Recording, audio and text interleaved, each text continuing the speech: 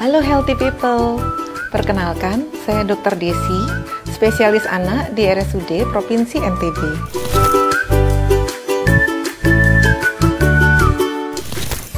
Systemic lupus erythematosus atau sering dikenal dengan lupus atau SLE itu merupakan suatu penyakit autoimun kronis yang ditandai dengan adanya peradangan pada banyak organ di tubuh kita akibat adanya antibodi atau sel daya tahan tubuh yang sayangnya menyerang tubuh sendiri.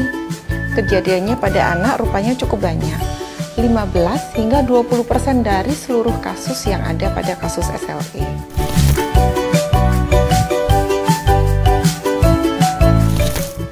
Banyak faktor atau kita sering menyebut dengan multifaktorial yang menyebabkan kejadian lupus ini.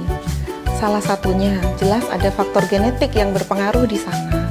Kemudian ini akan dipicu oleh berbagai faktor lain seperti misalnya bahan kimia, bahan iritan, radiasi, serta banyak hal lain yang kemudian akan membuat sel daya tahan tubuh yang seharusnya melindungi tubuh kita justru berbalik menyerang tubuh kita sendiri.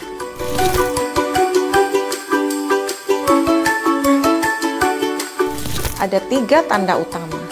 Yang pertama, ditemukan demam yang sering berulang. Ini akan terus sering terjadi. Kemudian makin lama anak akan mulai menunjukkan gejala yang lain. Paling sering setelah demam muncul ruam dan anak akan menjadi pucat. Kemudian gejala klinis yang lain akan mengikuti, seperti ruamnya akan menjadi ruam kupu-kupu atau ruam pada wajah yang berada di sekitar pipi sehingga membentuk seperti kupu-kupu. Yang kedua, anak menjadi tidak tahan terhadap matahari atau kita kenal dengan fotosensitif. Mereka akan terbakar kulitnya pada saat terkena matahari. Kemudian terjadi kerontokan rambut yang hingga menyebabkan kebotaan atau alopecia pada anak-anak. Kemudian di dalam mulut akan sering ditemukan ada banyak sekali sariawan yang biasanya tidak nyeri. Anak-anak ini sering sekali juga mengalami nyeri pada sendi dan otot-ototnya. Kemudian pada lupus yang berat sering juga akan menyebabkan gangguan saraf seperti misalnya kejang, kemudian gangguan ginjal yang lain seperti kencingnya menjadi merah, disertai pembengkakan pada wajah, tangan, kaki, ataupun perut.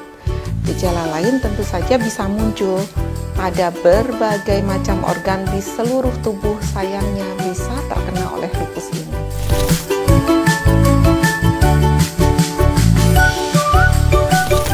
Jadi, apabila ayah atau bunda mencurigai anaknya terkena lupus, pasti sangat panik karena anak-anak ini biasanya gejalanya cukup banyak dan mengenai banyak organ.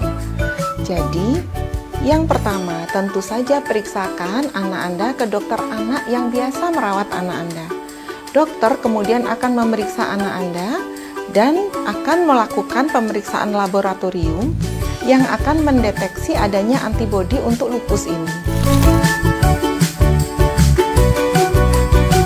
Penyakit lupus ini bersifat kronis, jadi akan dibawa oleh penderitanya seumur hidupnya hingga dewasa. Namun, mengingat medis sekarang sudah makin maju, sudah makin banyak obat yang bisa kita dapatkan untuk pasien-pasien dengan autoimun, dokter anak Anda akan bisa membuat pasien dengan lupus itu bisa mengalami remisi atau periode bebas gejala. Tentu saja ini akan membutuhkan penanganan tepat dan didukung pola hidup sehat. Tanpa mengerjakan ini semua, periode remisi tidak akan bisa tercapai. Jadi, jika ayah bunda menemukan tanda atau gejala tersebut pada anak Anda, jangan lupa periksakan kesehatan anak Anda ke dokter spesialis anak di RSUD Provinsi NTB. Selamat Hari Anak Nasional tahun 2024. Anak terlindungi, Indonesia maju. Salam sehat.